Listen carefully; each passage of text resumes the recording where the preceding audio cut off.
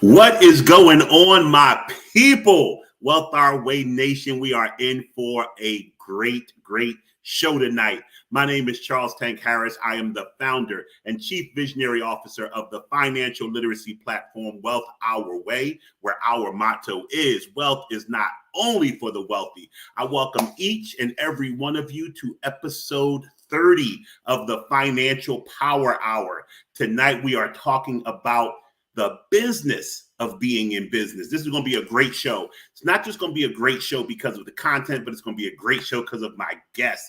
But before we get into any of that, we're going to kick the intro.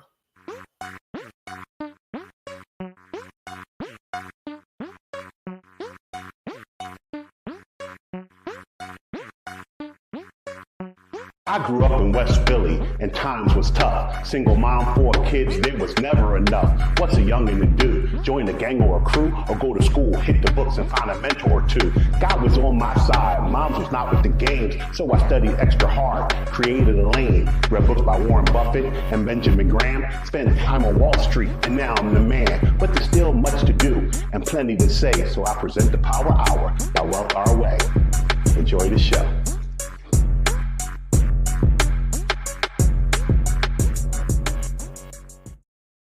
We are back. Thank you for suffering through that with me. It's my intro. What can I say? I couldn't afford a real rapper, so I play one on TV.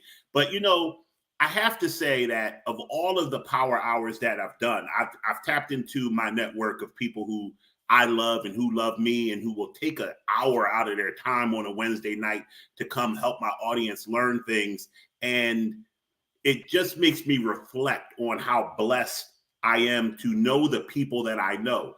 We all have people in our network, but what are they doing? Are they not only doing great things, but are they willing to be a service to the community? And tonight, I have guests tonight that are these things, are not just doing great things in the community and in the business realm, but are people who always keep an eye toward giving back.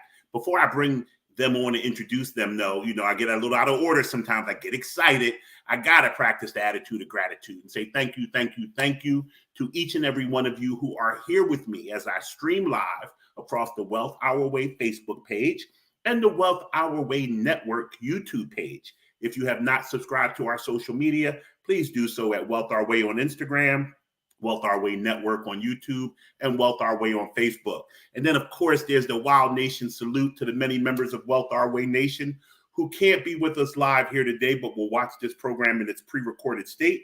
And then a heartfelt how are you to the good folks on the Life 101 platform who listen to the audio of this very program. Please put the pictures up of my beautiful guests. Let's talk about, and I say beautiful because I'm secure in my manhood. I can say a man is beautiful. My man is beautiful. His wife is beautiful. She's my girl. Like, these are my people. This is Stacy and Ferdinand Risco. Welcome to the program, Stacy and Ferdinand. Thank you, Charles. Thank you. I'm going to get right informal, right off the rip. And I'm going to tell everybody, as you start hearing me call Ferdinand Frenchie, that's what I call him. Y'all call him Ferdinand. Y'all call him Mr. Risco. Don't call him late for dinner. But I'm going to call him Frenchie. And, the beautiful Mrs. Risco, Stacy, so glad to have you. I normally, before I bring my guests on, go through your bios. What I'm going to do tonight is allow you guys. I always feel, because I'm a narcissist by design, that's the way, the world raised me. I feel as though no one can explain who I am better than me.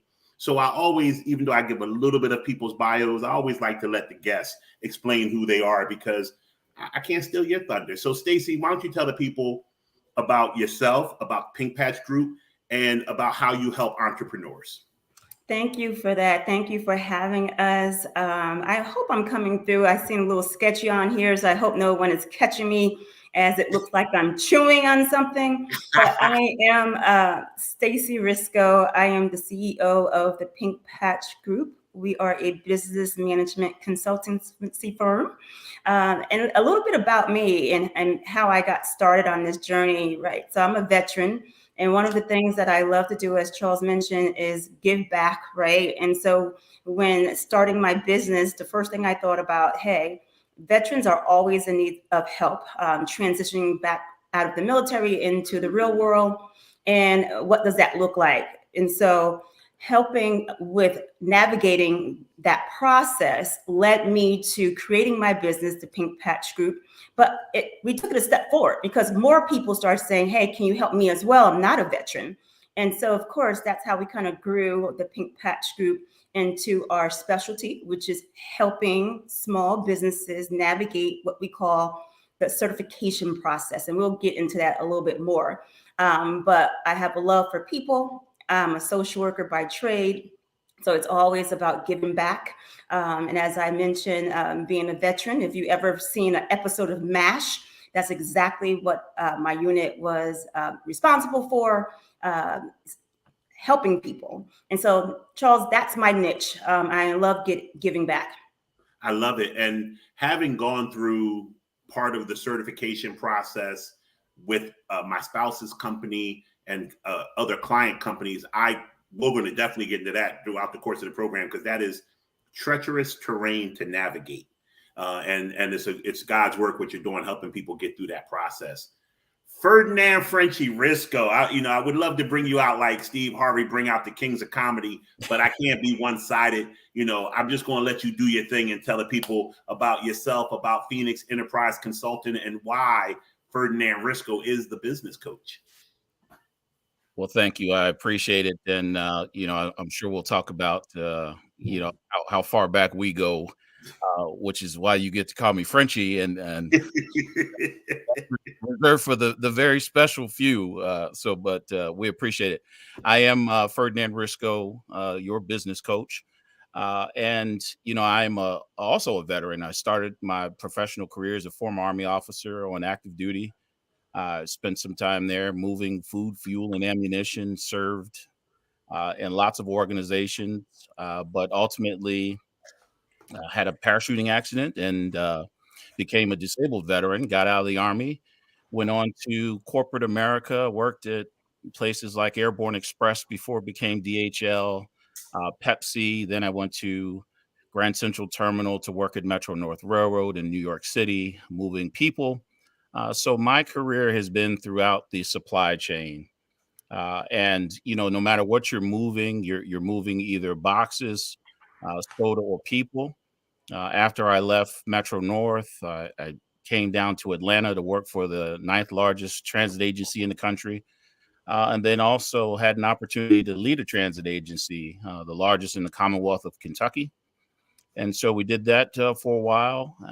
And then, COVID hit and I retired from public service and decided that I really wanted to do what I thought my passion was. And that's helping people, more specifically, helping small businesses. I love that. Yep. And so as, we get into the discussion, my focus and my passion has really been around helping small business owners. I love that. So it's crazy. And I've known you for damn near ever. I didn't know you had the parachuting accident. You probably didn't know about, from me, that I was at some point in my life, I was going to be a jeans model, like the jeans, the pants. And then I had a zipper accident and I had to give it up. I stopped doing that. It was very difficult to go on. I was on workers' comp for a while, but probably the same thing, bad opening of the chute, bad opening of the zipper. Exactly. So here's what's great about tonight's program. We spend a lot of time on Wealth Our Ways, 15 Minutes of Finance, and the Financial Power Hour, trying to give our guests actionable things that they can take back to their life and turn a profit with. Like, that's really, I'm about net worth growth. That is really, if I had to sum up, not even a 15-second elevator pitch, 5-second elevator pitch. What are you about? I'm about helping people grow their net worth. And I teach people you grow your net worth through one of two ways. You lower your liabilities, your debts and expenses, or you increase your assets, your income, and things that are worth money. Tonight's program is definitely going to be about how to increase your income side, how to run a business, how to be in business. There are so many misnomers, so many ideologies about what being in business is. And I want to touch on them through some great authors that I've read, and then just through your experiences as well. So I was reading Gerber's The E-Myth Revisited. And it's a great book for anybody who wants to be an entrepreneur. They go through the terms. So what we're going to do here is, because a lot of things are science and a lot of things are art, By that, when I say that, I mean science is, it's written down as one way to do it. You can read it in a textbook, a dictionary, an encyclopedia. Art is, we're all going to get this job done. We're going to go about different ways of getting it done, though, and there's no wrong way. It's up to the artist. So from your artist brain, could you tell our audience what you feel as though it means to run a business? And of course, beautiful Stacey Risco gets to go first. So that's a very good question. And I think if we narrow this down, we should bottle it up and sell it, right? So I definitely love the philosophy from Jim Collins, right? Going from good to great. Running a business for me is truly helping folks get on the right bus in the right seat. And so, and what does that look like with their company? What we do as a business management consultancy firm is take someone's issue and try to help them resolve it. We want, just like you, to expand their growth, which comes more income, right? And with that being said, for me, growing one's business is making sure you have everything in order. I think the misnomer with folks is just as opening a business, registering your business name with the state, getting an EIN number, and then they're kind of done, other than saying, practicing their craft. But there's so much more that goes into running a successful business. And I think that's where this topic tonight is so important, just having your ducks in order. I love that. Ferdinand, you want to piggyback on what the missus said? Yeah, I think, that the E-Myth Revisited is actually one of the books that we use quite frequently, and it helps us to really separate the visionary from the person who is actually going to be the executor, right? And they talk about those terms, and they talk about, and when we work with our clients, the first thing we do is an assessment. Not everybody comes to us in the same place, in the same state, along the entrepreneurial journey. So we take a good assessment to determine if they are the visionary, as you are, Charles Tank Harris, the Chief Visionary Officer, right? Or if they're the implementer. And then, that comes out of, I believe, Gino Wickman's book, Traction. So, there are a couple of really good books that we use in the coaching business, and particularly with our clients, as we think about what it really means to run a business. And I know we're going to talk about the difference between solopreneurs and entrepreneurs, and how folks, again, you've got to make the determination pretty early on, because that helps you in goal setting and moving forward to actually either scale your business or scale your customer base.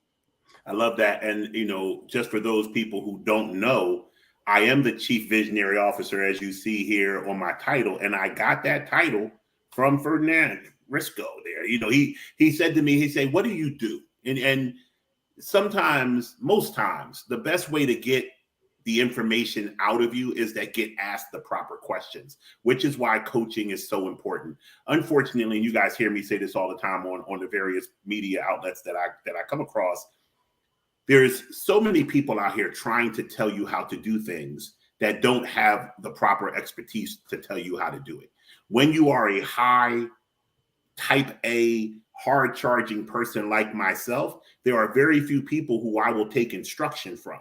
So the first thing you have to show me is why I should listen to you, what level of expertise you have, how this will help me positively. So when Ferdinand first told me about what a chief executive officer does, and we're all quick to start our business and call ourselves the CEO, and what these titles actually mean, what the president does of an organization, what the CEO does, what the chief visionary officer's job would be. I really gravitated to the role of visionary because I see what I want Wealth Our Way to be, and I chase that down. I am not an I dotter and a T crosser.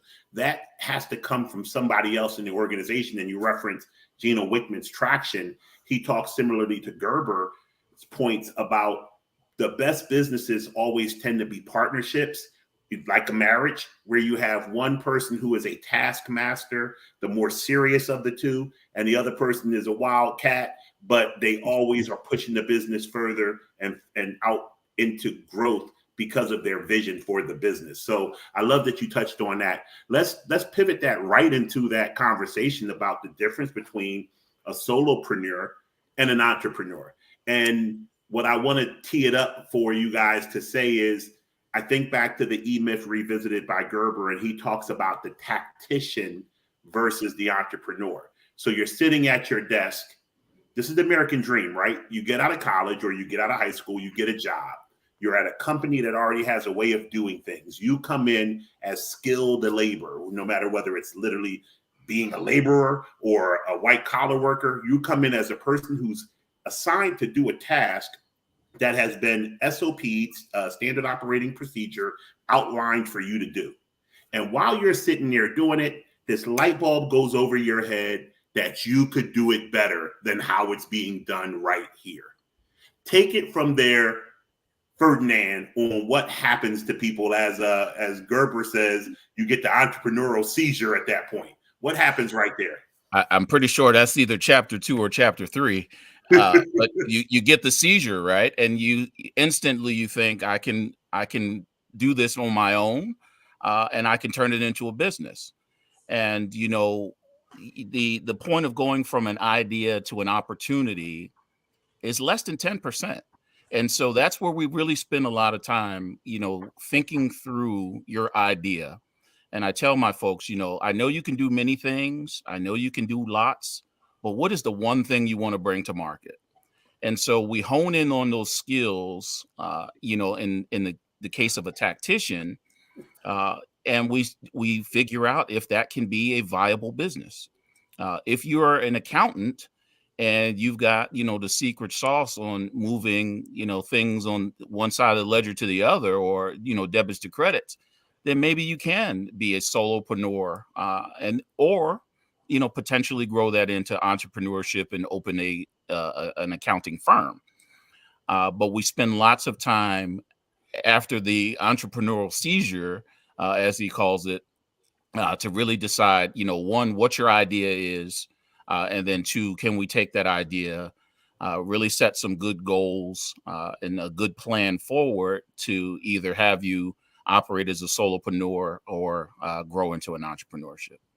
Stacey, would you take us down the road a little further with that definition and your thoughts on what happens once that tactician decides they're going to go out on their own and do a business? Sure. And I think, as Ferdinand mentioned, just to piggyback on it, and Charles, you hit the nail right on the head as you were describing your visionary, right?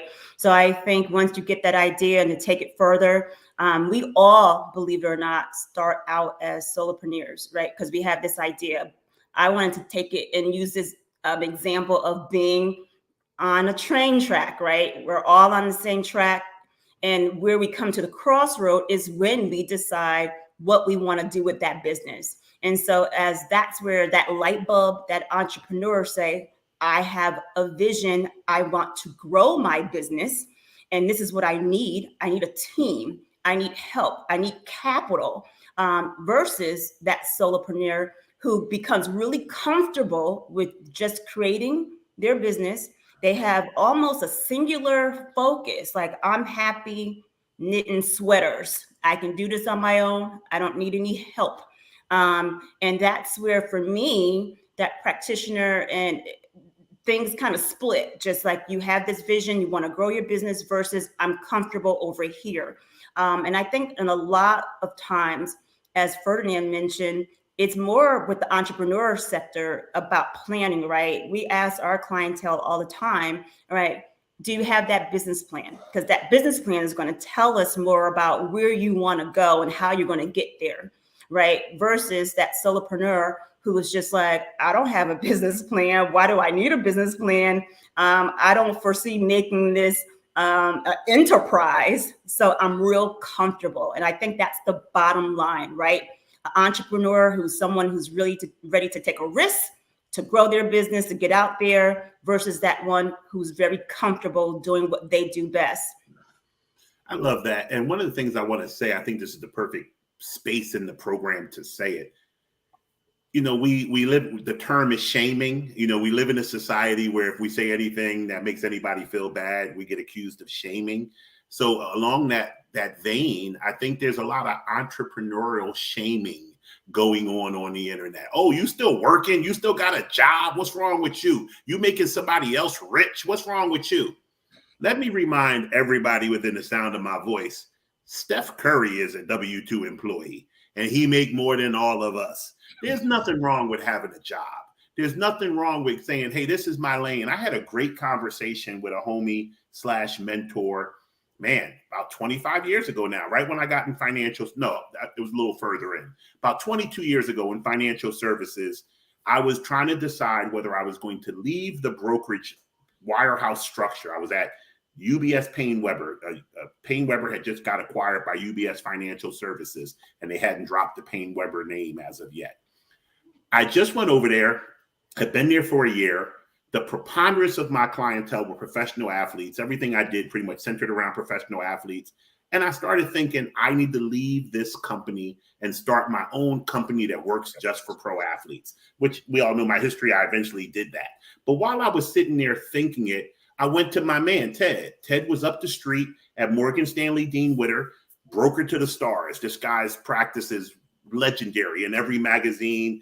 He not only has the athletes you see, he's got the owners of the team. He not only has the actors you see, he's got the heads of the studio. He's the man. Ted, shout out to my boy, Ted Reed. And I said to Ted Reed, I'm about to go on my own because, at the brokerage house, we bring in this money in. I get 40%. The brokerage firm gets 60%. I want more. And dude, you make your company 4 times as much money as me. Why don't you leave? Why don't you want more? He said, because I like working here. He said, when I come in the morning and the printer is out of paper, I pick up the phone and tell somebody the printer's out of paper and they replace the paper. When the lights go out, I call somebody and the lights get put back on. He said, I'm not responsible for anything but being a financial advisor. And that's what I want to do. And I was having a seizure, so I couldn't understand what he was saying. I was like, no, you got to get out and be on your own and do everything and make all this money. I don't need these people. I can go print my own business cards. I can go do this. And now I'm here to tell you, 20 some years later of being a true entrepreneur and solopreneur straddling the fence, he's right. Like there are certain things that you should just say, hey, I could do this inside of this entity I'm doing it in and be better off. But for those of us who must go the solo route in one way, shape, or another, we must find the proper people to help us make our business plan, identify what our business needs to grow, and keep us on track and on point of going through that plan. So I see you nodding in the affirmative, Ferdinand. Jump in there and add on to what I'm saying. Yeah, well, one of the most talked about documents is the business plan, but it's also the most underutilized and most incomplete. And while it is a living document, you still have to finish it once. And it answers literally all the questions about your business. If you can't get through your business plan, you probably don't have you have an idea, but you may not necessarily have a good business right. or a good business opportunity because you have to answer those tough questions. And you may not have, all of the answers, but you've got to be able to have thought about them. And if you have a coach or a mentor or someone you can bounce these ideas off of, it has to be able to make sense, right? That you can explain it to somebody and they can explain it to somebody. And that's when you know that you have gotten to a point where you've got a good business opportunity. Stacey, when you think about the difference between staying at a job or going out on your own, what first things come to mind or continue the thought that Ferdinand had about the business plan? Yeah, especially for a lot of folks that I know I deal with, right? That when that idea comes to hand, folks are hesitant.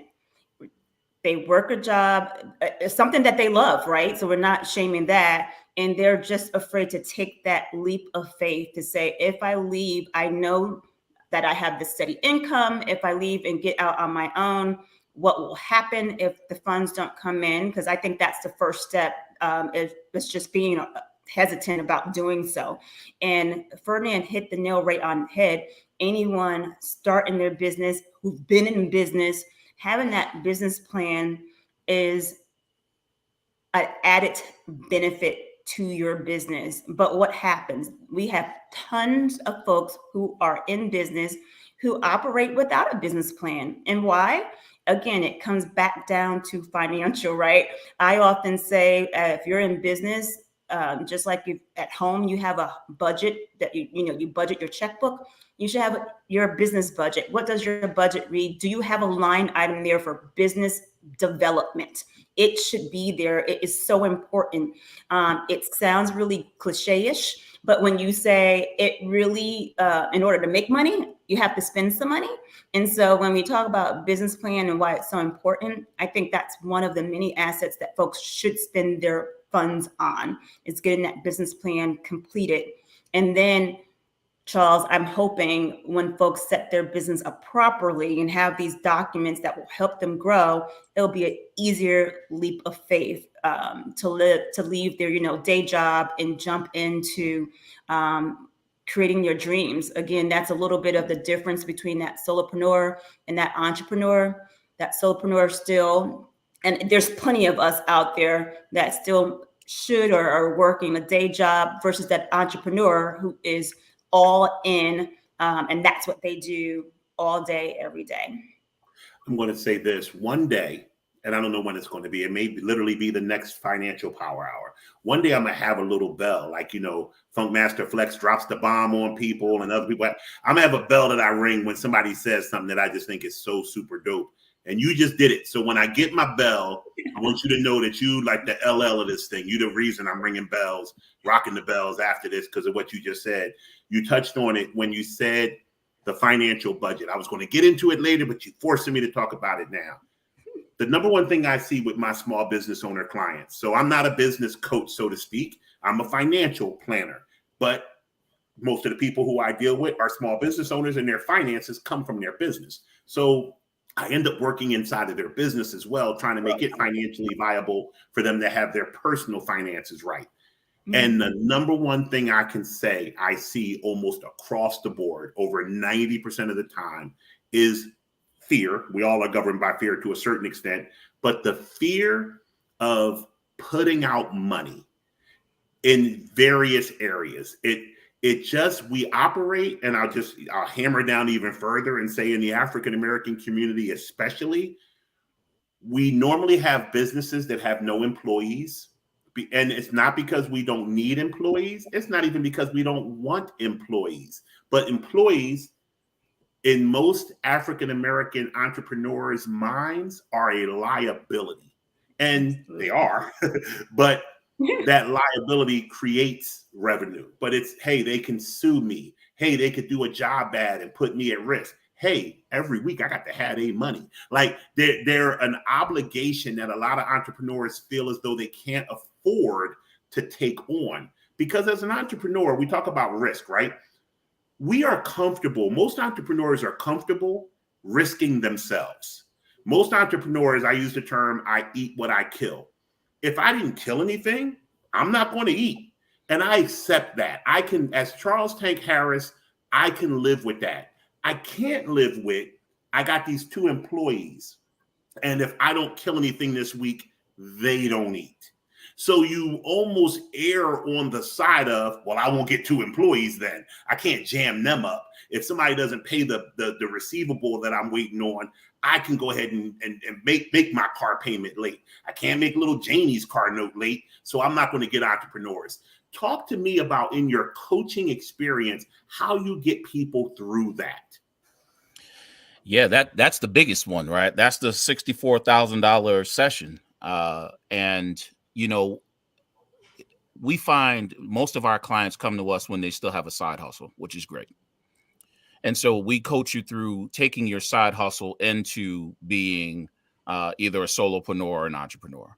And so we talk about the business plan and how much you're going to need for startup capital. Where do you get that from? How do you approach a bank without a business plan? You can't.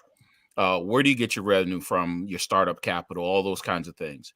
If we meet and we're working with you and you're already an entrepreneur, again, it's a solid plan on with various tasks that is going to allow you to move forward to get to where you need to be, specifically with taking that big leap, right? You're right.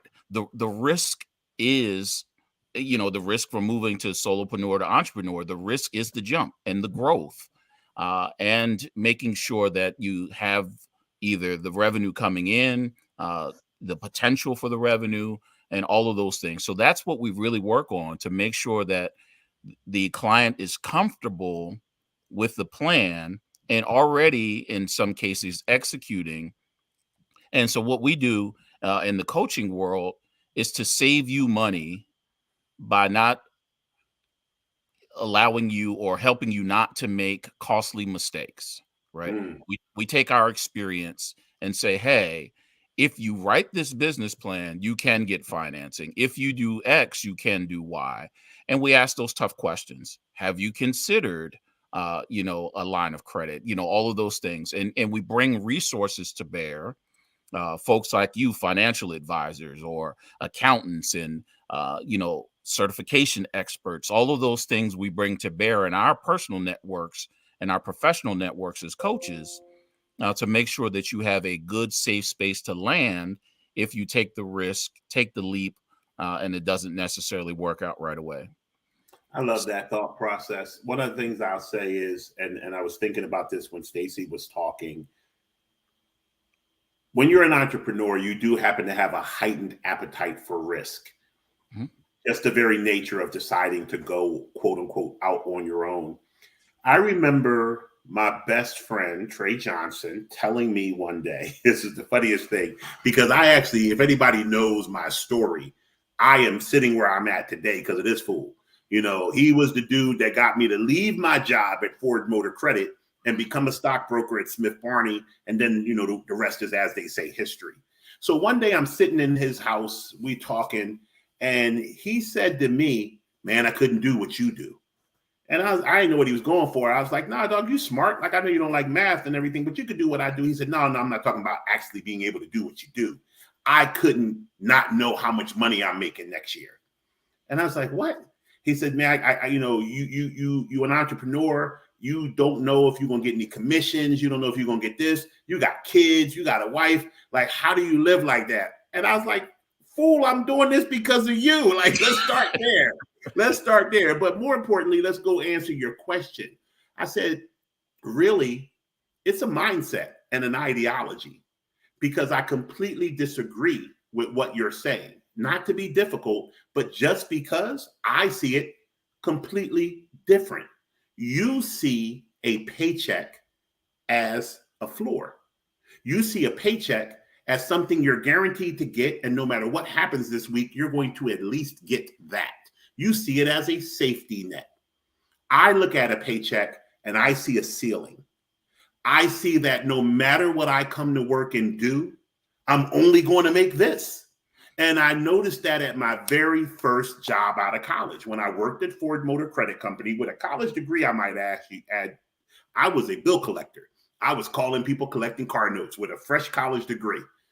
And what I realized was I still had that youthful college, fresh out of college exuberance. So I was coming into the spot trying to dial as many people on the branch delinquency report as I could. Everybody else is sitting around the damn water cooler and going on smoke breaks and doing craziness, talking to their coworker in the cubicles. And I realized on the 15th and 30th, our paychecks were going to be identical. And I said, how do I get paid for being a harder worker? How do I get paid for being smarter than these people? How do I get paid for being more charismatic than these people? There has to be something out there that will compensate me for being me, not for coming in and doing a task that's carved out for me.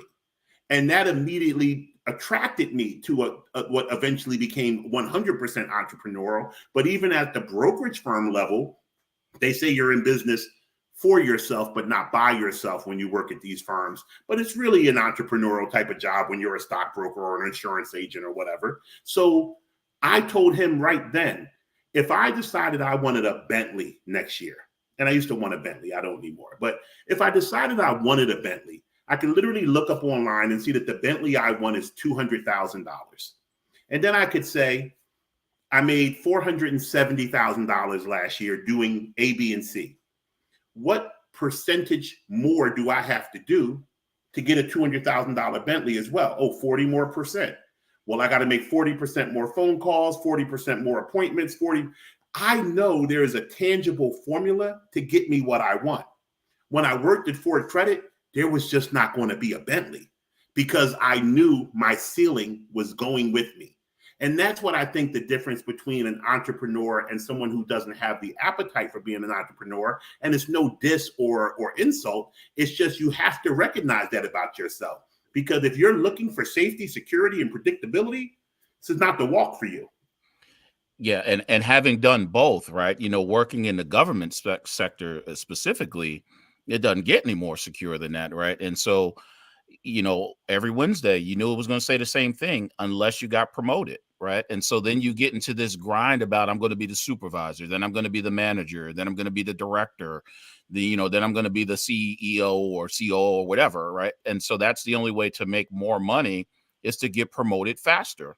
And so some folks get in that grind, and then you get to the top and you realize that still say the same thing. And so you're right. And at some point, some of us make the switch. Some of us, I've always had the entrepreneurial fire. You know, my father was an entrepreneur. My big sister's an entrepreneur. It's just, I remember my dad was like, why do you want to go work for the man all the time?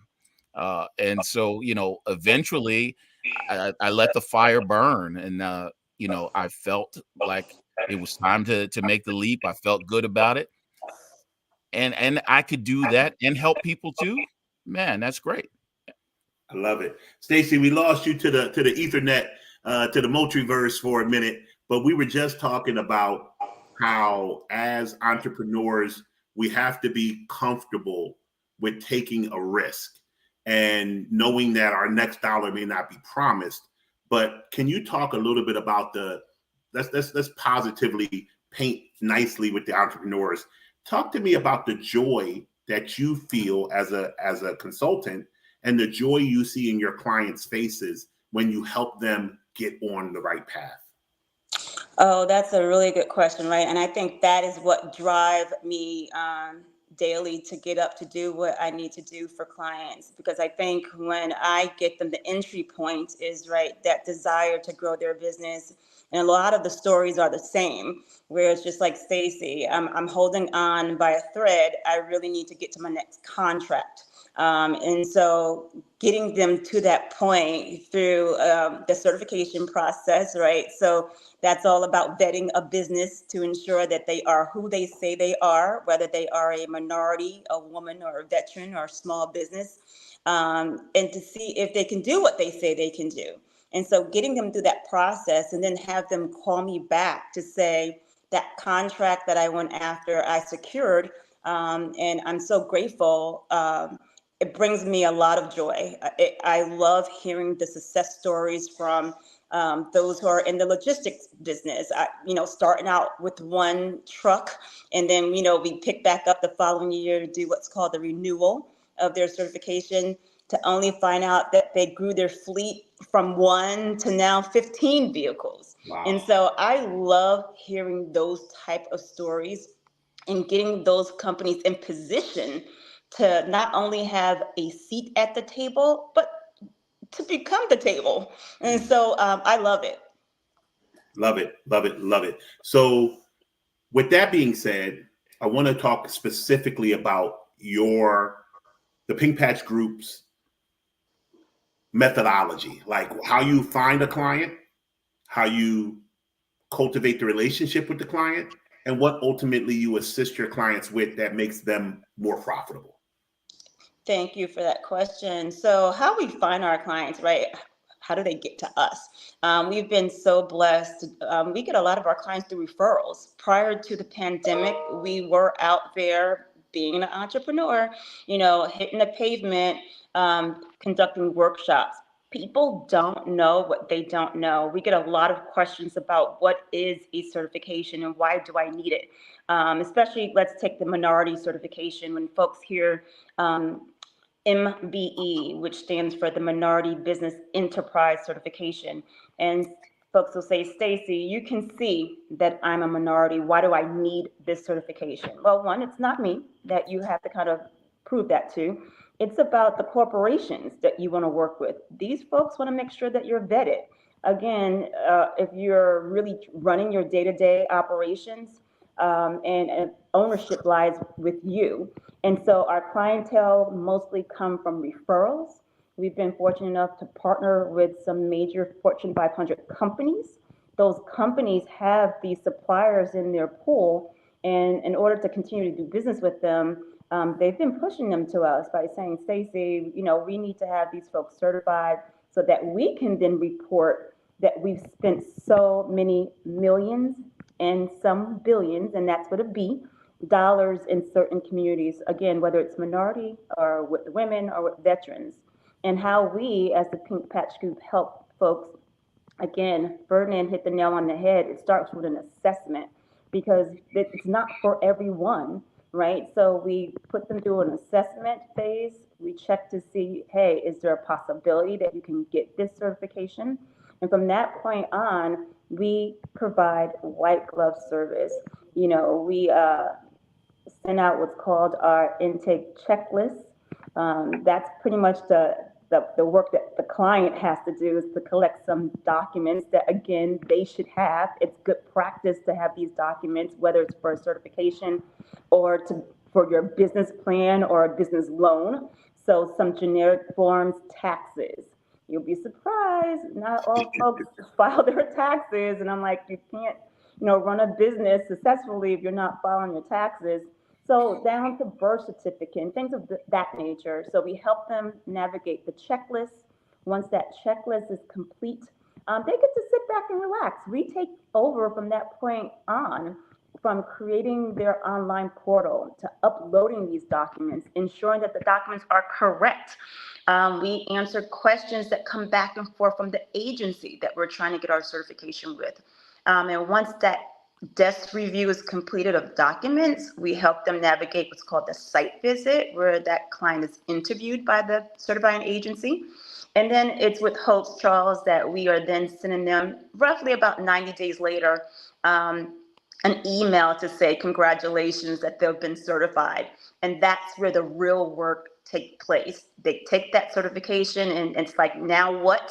And that's when we kind of pass them over to a great coach to help them navigate how to find contracts and what to do. And again, to get the ball rolling to grow their business. I love that. Ferdinand, so since your wife teed it up so lovely, tell me when you get that baton, man, tell me you closing out that 400-meter relay. Yes. So, the question is, after certification, now what? Folks want to find out where the contracts are. And our niche has been government contracting.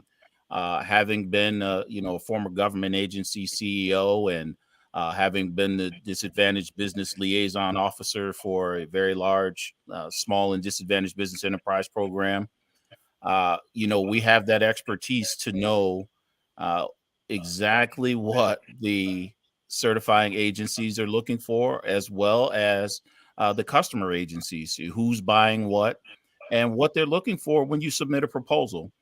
And so we've created a 9-step program that in as little as 90 days, we can help you skyrocket your revenue. And so it is definitely, been great for us to work with some of Stacy's clients, clients that are, we've been extremely fortunate to have word of mouth as well. When you spend time in that industry and you spend time helping and paying it forward, it is definitely nice to have it come back. I love that. The reality is that I've learned so much over the last decade. I have clients who are in the 8A program, and they've worked alongside with my wife and her business, and just watching my wife navigate, trying to build her company is called Decennium Management Group, build DMG up to be a viable concern for getting government contracts. With her background of being in school districts and seeing how much money gets spent, how much money goes out. And you guys touched on it, both of you earlier, Stacy in particular, when she said the vetting process to make sure you are who you say you are. You know, the reality is that a lot of set asides, as they're so called, or there may be a better term you guys can give me than set asides, but a lot of carve outs that say, hey, small businesses get this, Black businesses get this, disabled veterans businesses get this. A lot of times companies that don't qualify for those will say, hey, disabled veteran guy, come here.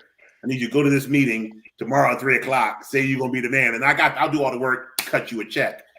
Talk about how you help your clients not get, I'm gonna use the word pimped in such a fashion. How you let them allow themselves to be themselves through the whole contracting process and do the work than to be a front man for someone else.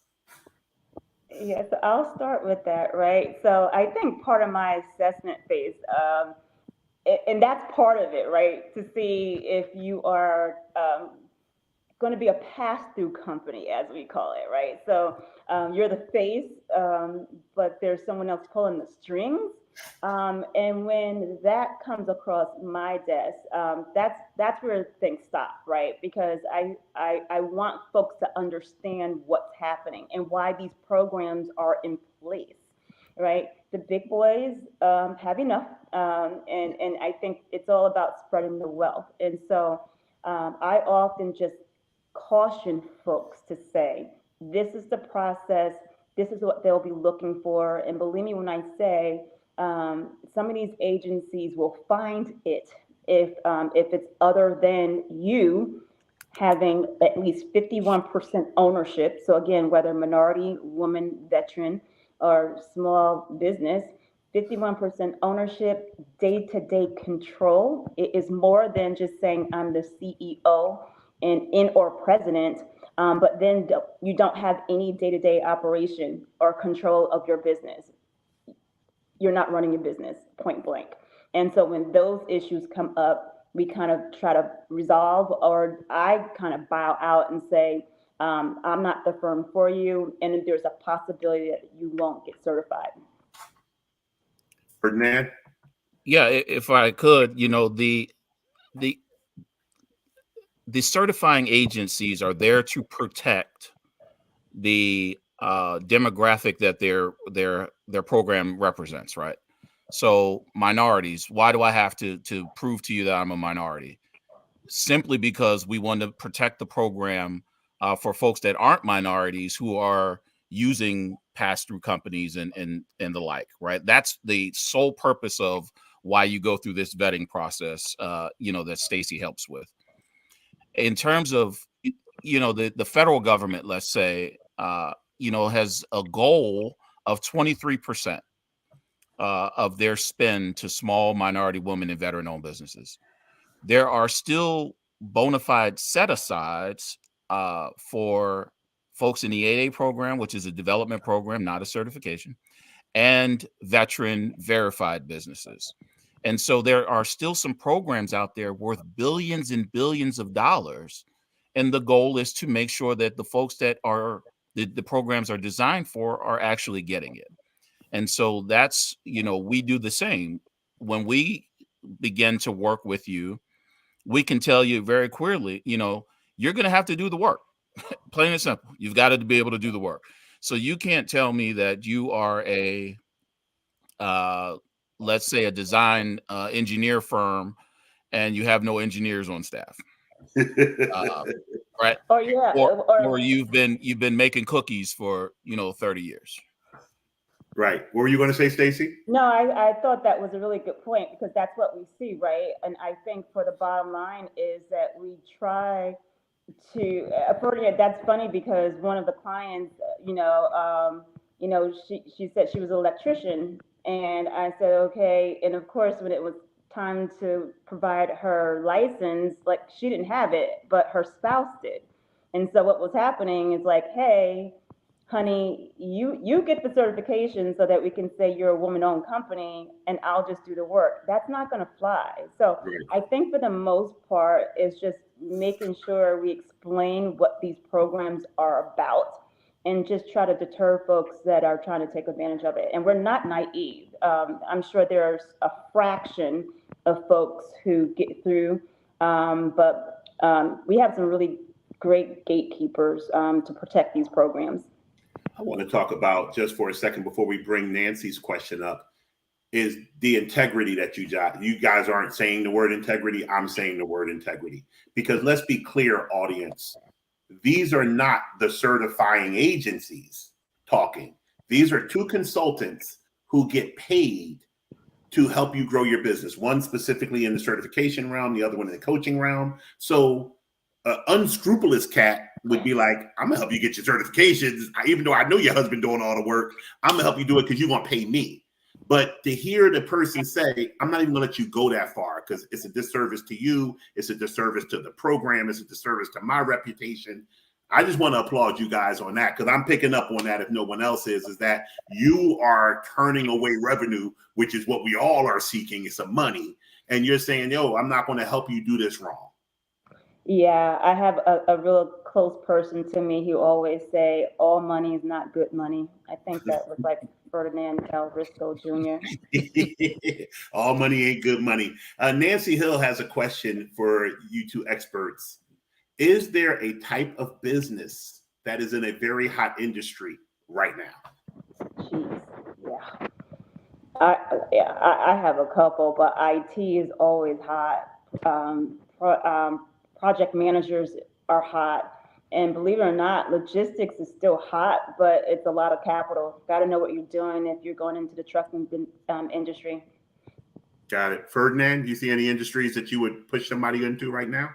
Yeah, I would say, you know, all of them, right? But through government contracting, the government buys everything.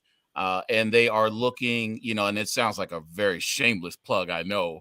But government contracting is very hot. And as you know, the current administration is very friendly to small minority women and veteran-owned businesses.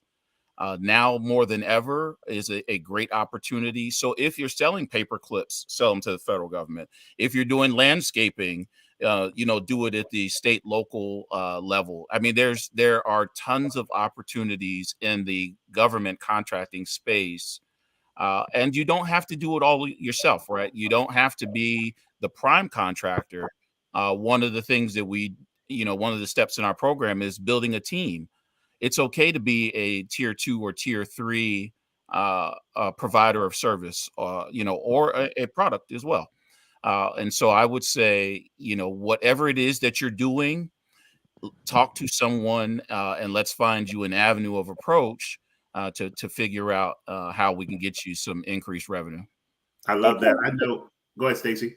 I was going to say, if I can just piggyback on that, because Ferdinand made a really good point. Anything in government contract, and thank you, Ms. Hill, for the question, by the way.